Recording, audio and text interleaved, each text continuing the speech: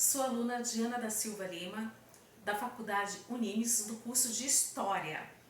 Estou fazendo um trabalho sobre seminários temáticos e vou participar da entrevista vou fazer entrevista, né, da professora Deisiane da Silva Lima.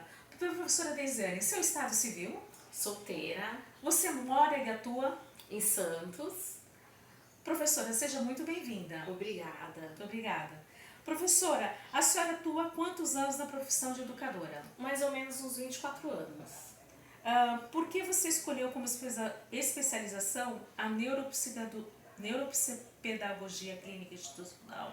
E quantos anos você atua? Então, eu atuo como neuropsicopedagoga institucional, eu fiz a clínica também há mais ou menos uns 4 anos, 4 a 5 anos. Muito interessante. Professora, onde atua a neuropsicopedagoga clínica institucional e em que ambientes? Então, o neuropsicopedagogo clínico, ele atua nas clínicas multidisciplinares, né? Onde as crianças vão fazer as terapias. Então, o clínico, ele atua na clínica onde tem psicólogo, fono, terapeuta ocupacional, e assim por diante. Aí lá tem o neuropsicopedagogo, o psicopedagogo e assim por diante, tá bom? O institucional é na escola. Que é o seu caso. Isso, eu tenho as duas formações, mas eu atuo na escola. Como você atua na sua área? Como neuropsicopedagoga clínica? Como neuropsicopedagoga institucional, clínica. Desculpa. Como neuropsicopedagoga Institucional? Então, lá a gente faz as orientações para os professores e para os pais, né? E ajuda os alunos. De que forma você faz a avaliação dos alunos? Então, é diária e contínua. A gente vai observando a criança, o que ela vai respondendo e quais são, o quanto ela vai evoluindo ou quais são as dificuldades dela. Como você pode orientar pais e alunos?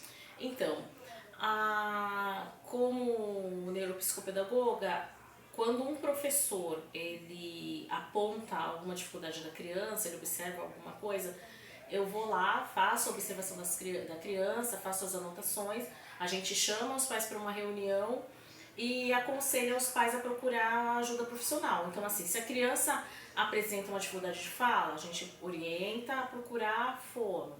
Se a criança apresenta uma dificuldade emocional, a gente orienta a procurar psicólogo e assim por diante. A senhora pode dar um exemplo do planejamento de adaptação das atividades dos alunos? A gente elabora o PEI, que é o Plano Educacional Individualizado. Então, é de acordo com as demandas daquela criança. Então, se a criança tem uma dificuldade motora, esse PEI vai ser elaborado para estimular essa criança na parte motora e assim por diante, conforme as suas dificuldades, tá? Porque é individualizado. A senhora também oferece suporte pedagógico? Sim, o suporte pedagógico é justamente o PEI, né? Que são as atividades de estímulos, assim, eu até montei uma ficha de estímulos fora o PEI. As educadoras, elas têm uma ficha de estímulos que elas ficam em mãos para poder conseguir auxiliar no dia a dia, né? Porque o PEI, ele é um plano ali. Elas olham esse plano, mas a ficha em mão é muito melhor. Aí elas vão vendo as atividades que devem aplicar, os estímulos que devem aplicar e vão fazendo as anotações, tá? A senhora também colabora com outros profissionais e quando são eles?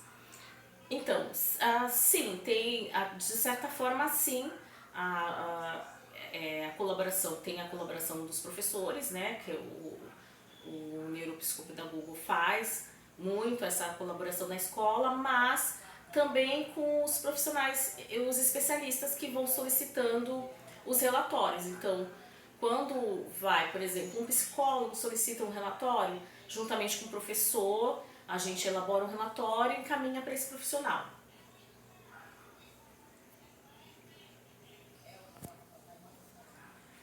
A senhora também colabora com outros profissionais e quais são eles?